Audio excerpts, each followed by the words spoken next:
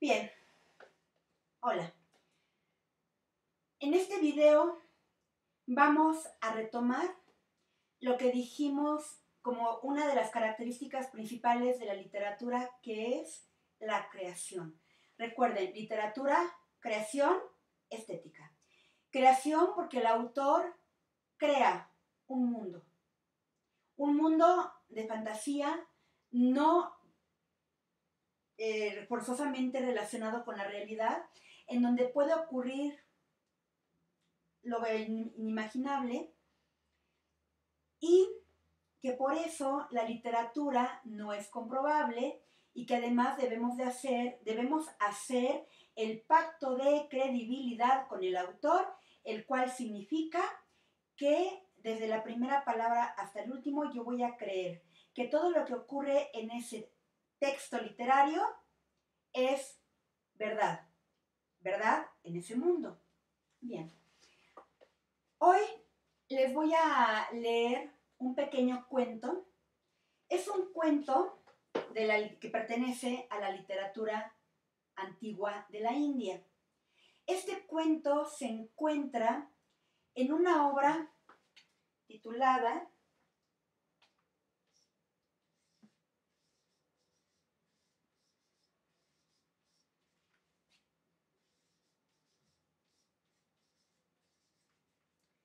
Panchatantra.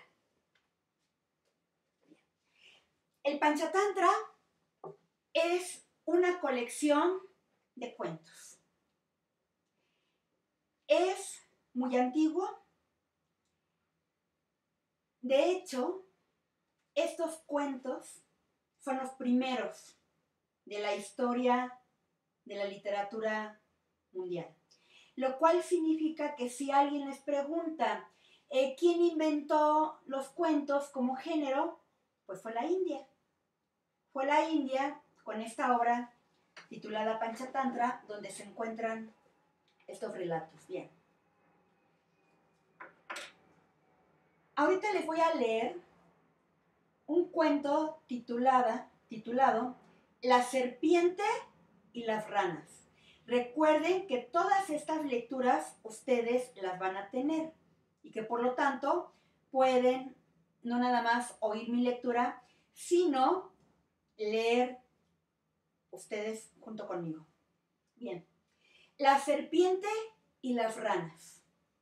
En un jardín abandonado habitaba una serpiente vieja que no tenía ya fuerzas suficientes ni siquiera para buscar su alimento.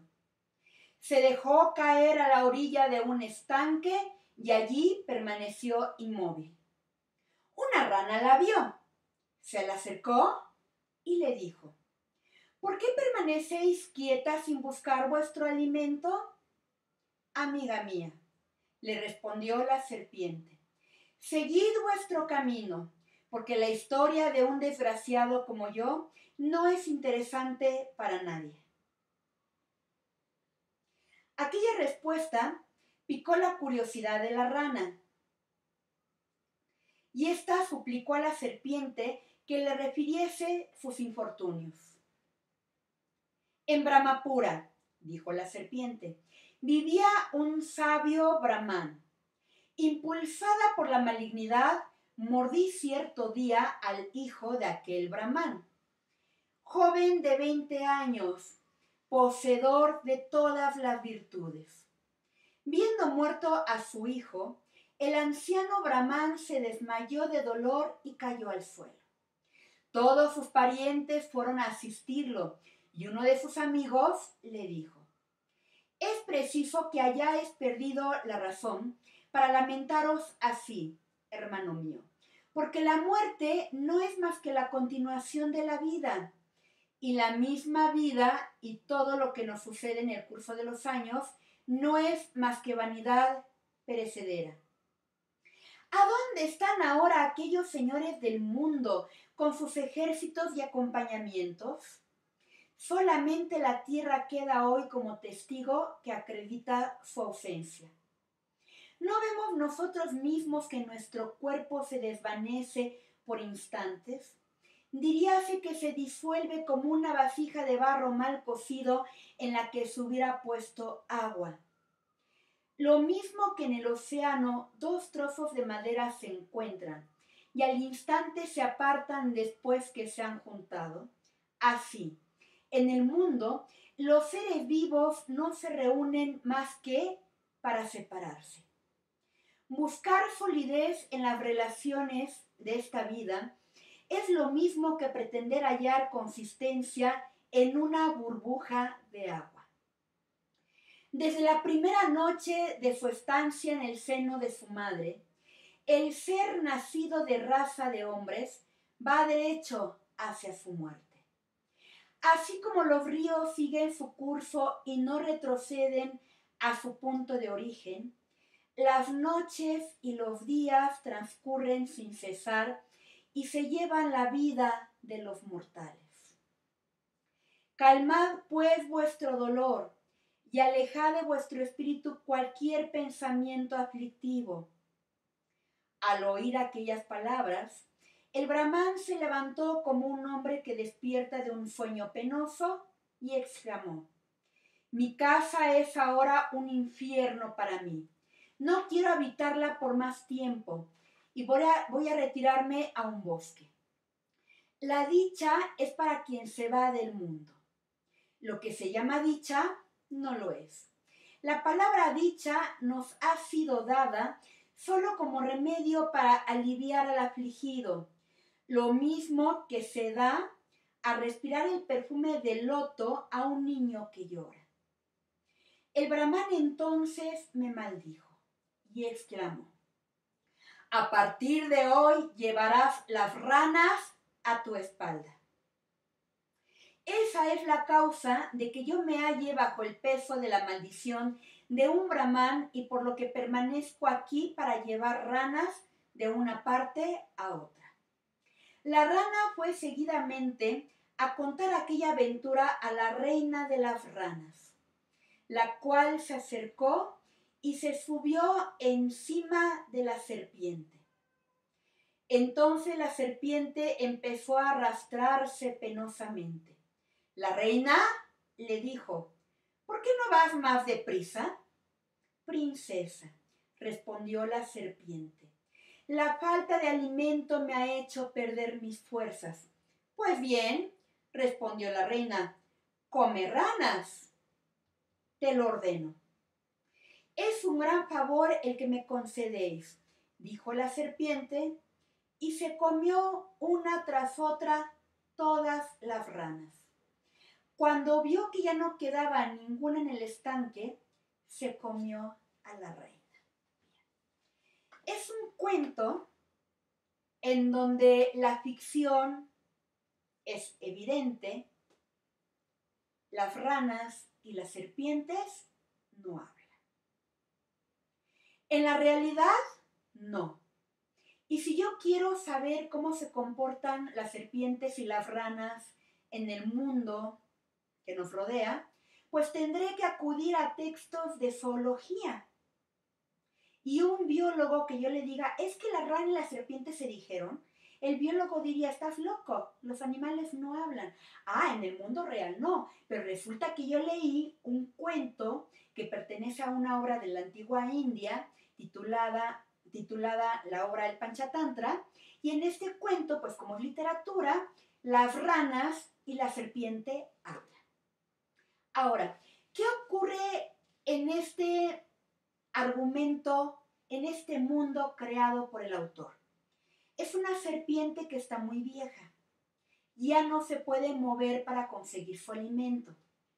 Se queda estática a la orilla de un río. Llega una ranita, le pregunta por qué hace ahí tirada y por qué no anda en busca de su alimento. Y la serpiente le narra una historia. Le dice que se encuentra ahí por la maldición de un brahman. Un brahman es un sacerdote de la religión brahmánica de la India, que porque un brahman la maldijo. Y entonces le cuenta que ella mordió al hijo del brahman, este murió, El sacerdote sufrió muchísimo, se lamentó, se desmayó, su amigo y sus parientes acudieron a apapacharlo, a socorrerlo, pero a pesar de que su amigo le habla de una manera muy bonita, que ahorita vamos a retomar, para decirle que la muerte es dolorosa, pero finalmente en este mundo todos en algún momento vamos a perder a nuestros seres queridos por la muerte, porque en este mundo nadie es eterno. A pesar de todo lo que su amigo le dice, el Brahman responde que él ya no quiere vivir en esa casa, que se va a ir a vivir a un bosque y que a partir de ahí maldice a la rana. Que se va a tener que arrastrar, la maldición consiste en que tendrá que arrastrarse y llevar encima de ella a las ranitas de un lugar a otro. Y dice, y por eso estoy aquí, esperando a que las ranas se me trepen para llevarlas a donde quieran. La ranita le va con el chisme a la reina de las ranas. Y la reina de las ranas, junto con todos sus súbditos, van, se trepan arriba de la serpiente y la serpiente pues se empieza a mover. Pero como ella está viejita, pues se mueve muy lentamente. Y la reina, le pregunta por qué no se mueve más rápido. Y la serpiente le contesta, porque no he comido. No tengo fuerzas para moverme porque tengo hambre. Y entonces la reina le ordena, come ranas. Y la serpiente se come todas las ranitas, incluyendo a la reina. Punto. El cuento allí termina. Esto que les acabo de contar con mis propias palabras es el argumento del cuento. El argumento es el mundo creado por el autor. El autor inventó este mundo donde la ranita y la serpiente hablan y hacen todo esto, y ese es el argumento de la obra literaria. Yo les acabo de contar con mis propias palabras ese mundo creado por el autor. Número 1, es ficticio. 2, no lo vamos a comprobar. Y 3, yo cuando lea este cuento, yo sé que en el mundo real las víboras y las ranas no se comportan así, ni hablan. Pero yo, en el momento en que empiezo a leer este cuento, voy a hacer el pacto de credibilidad con el autor, que consiste en que yo no le voy a decir, ay, las ranas no hablan, dejo el cuento. Claro que las ranas no hablan, es literatura. Y entonces leo mi cuento y yo en mi mente debo imaginarme a la serpiente, imagínensela como quieran. Como aquí no nos dicen cuántos metros mide, ni de qué color es la serpiente, cada quien, ni de qué tipo, puede ser una ullaca, una cobra, una cascabel, etc. Como la lectura no especifica las características físicas de la serpiente, cada uno de ustedes se va a imaginar la serpiente que quiera. Más larga, más corta, más gordita, más delgada, del color que quieran. Pero todo mundo se tiene que imaginar a la serpiente. Y todo mundo se tiene que imaginar a la ranita, igual que no nos dice ni el color, ni la especie, ni el tamaño, que llega y le pregunta, y se tienen que imaginar el diálogo entre la serpiente y la rana. Se tienen que imaginar la historia que la serpiente le cuenta a la rana.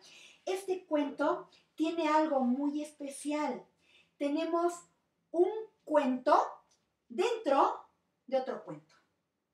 Primer cuento, la rana que le pregunta a la serpiente por qué no se mueve. La serpiente que ya está muy vieja y no puede buscar su alimento. Ese es el primer cuento. El segundo cuento, el cuento que la serpiente se inventa y que le narra a la ranita y que consiste en que él mató al hijo del Brahman. Ahora, así como el escritor de este cuento, que no se sabe quién es porque es tan antiguo que no se no tenemos el dato del autor del Panchatantra o de los autores. Así como hubo un autor que inventó esta historia de la serpiente y las ranas, la serpiente es como otro escritorcito. La serpiente se inventa un cuento. Evidentemente, ella no mordió al joven, ella no está pagando la maldición que le arrojó un brahman, no. Es un cuento que ella le está inventando a la rana. ¿Para qué? Para que la rana y las demás se suban en ella y entonces ella se las pueda comer sin ningún esfuerzo. Entonces tenemos un cuento dentro de otro cuento. Y aquí yo no sé si tengan idea de que hay una obra titulada Las Mil y Una Noches, en donde hay un cuento que es el de la joven Sherezada, que para que el sultán no la mate por la mañana, en la noche le cuenta un cuento que no termina de narrar, y a la mañana siguiente, cuando el sultán debe ordenar la ejecución de ella, no lo hace porque quiere que ya termine de narrarle la historia. Y así se juntan 1001 noches en que Sherezada salva la vida. Ahora, el primer cuento, la historia de Sherezada y el sultán. Y dentro de ese primer cuento de Sherezada y el sultán hay un montón de cuentos que ella le va a narrar. Bien, entonces en este cuento de la serpiente y las ranas tenemos este fenómeno de una narración literaria dentro de otra. Bueno, la serpiente se inventó esta historia para obtener alimento. Vale. Ahora, ese es el mundo ficticio creado por el autor. Ahora, desafortunadamente, yo no sé sánscrito. ¿Qué es el sánscrito? Es la antigua lengua en la cual se escribió esta obra del Panchatantra. Este cuento está escrito originalmente en sánscrito, que yo, ni casi nadie lo sabe. Ahora, ¿qué ocurre cuando se traduce un cuento de una lengua, en este caso el sánscrito, a una lengua diferente, en este caso el español? La parte de la belleza se pierde.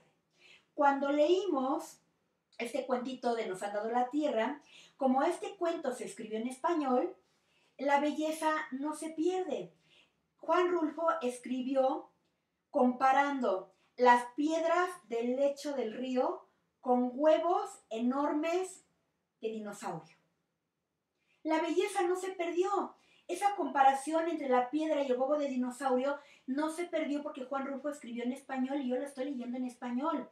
Pero desafortunadamente, siempre que leamos una obra literaria que originalmente escribieron en otro idioma y que yo la voy a leer en una traducción al español, la parte de la belleza se pierde.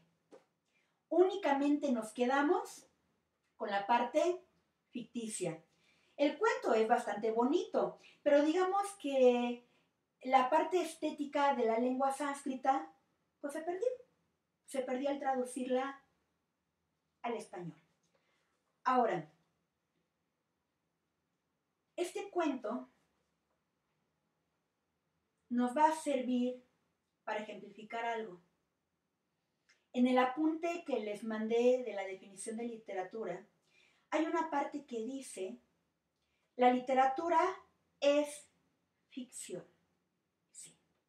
Y puede ser muy ficticia, como el caso de este cuento en el que me dicen que la serpiente habla y yo sé que las serpientes no hablan. Pero resulta que en ese apunte se nos dice que el escritor, el literato, es una persona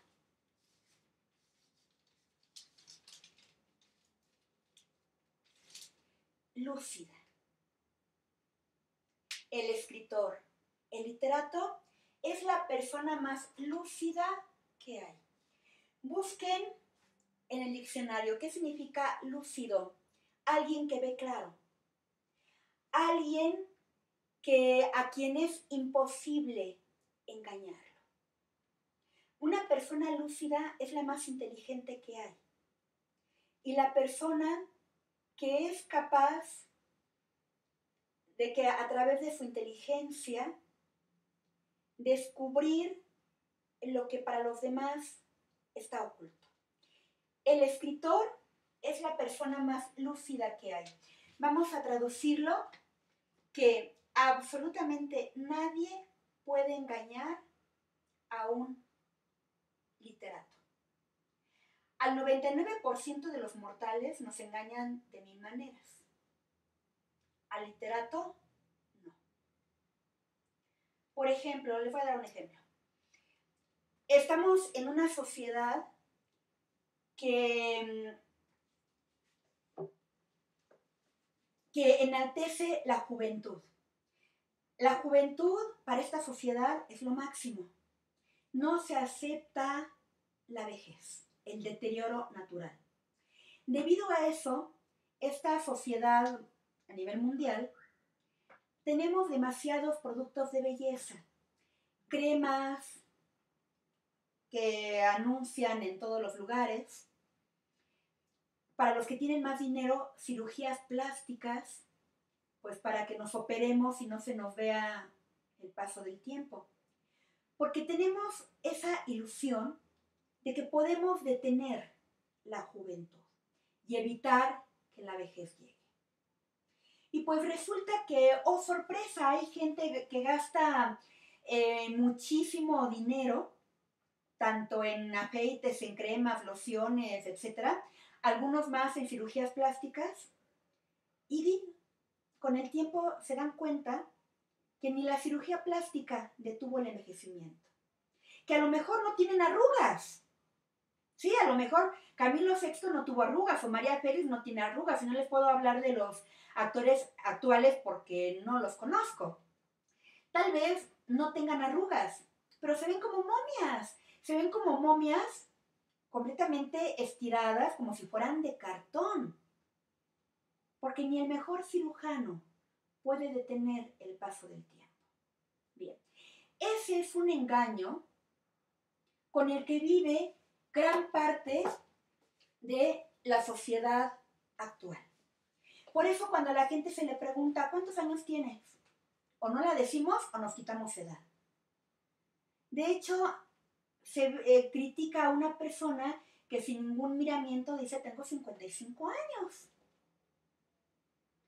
Entonces, le repito, esta sociedad vive con esta ilusión de que podemos detener el envejecimiento, que podemos quedarnos mucho tiempo jóvenes. Y todo eso para que gastemos y gastemos y gastemos en una industria de cosméticos y de cirugías plásticas. Alguien lúcido es una persona que te va a decir, ni gastes en cremas, ¿eh? La vejez no se detiene. Y la vejez es algo que tiene que llegar y no hay nada que lo pueda evitar. Y entonces voy a encontrar que una persona lúcida pues no va a gastar dinero en nada de eso, pues porque la vejez es algo normal. Que alguien envejezca más rápido que otros ni siquiera tiene que ver con cremas, tiene que ver con genética. Hay gente que tiene 87 años y se ve mucho menos vieja que alguien que tiene 60, pero no tiene que ver con las cremas y los aceites, sino con la genética. Y ante eso no hay nada. Ahora, el artista, el literato, es la persona más lúcida que hay.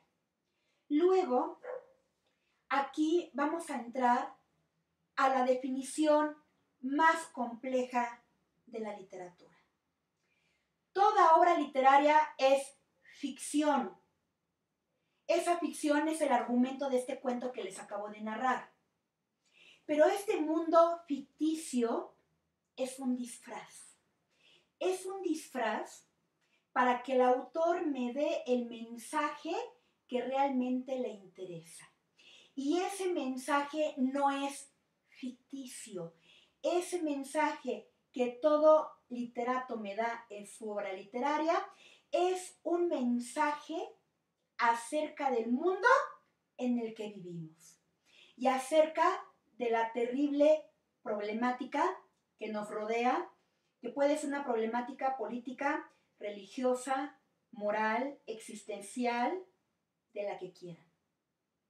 La obra literaria es una creación de un mundo ficticio y ese mundo ficticio está en el nivel del argumento. Yo les acabo de demostrar cómo con mis propias palabras puedo contar el argumento. Cuando yo les haga el examen de una lectura, lo que les voy a preguntar es el argumento. ¿Por qué la serpiente se comía las ranas? Ah, porque la reina se lo ordenó. Punto.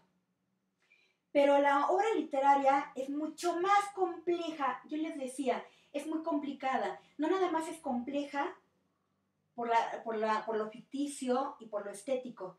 Es compleja porque en realidad la obra literaria me crea un mundo ficticio para que detrás de ese mundo ficticio el autor me dé su opinión, el mensaje acerca de cierta problemática de la realidad.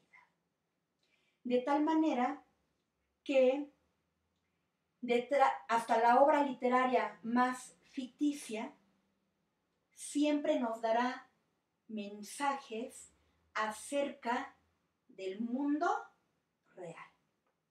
Y en el siguiente video les voy a explicar cuál es el mensaje del mundo real que proporciona este cuento de la serpiente y las ranas.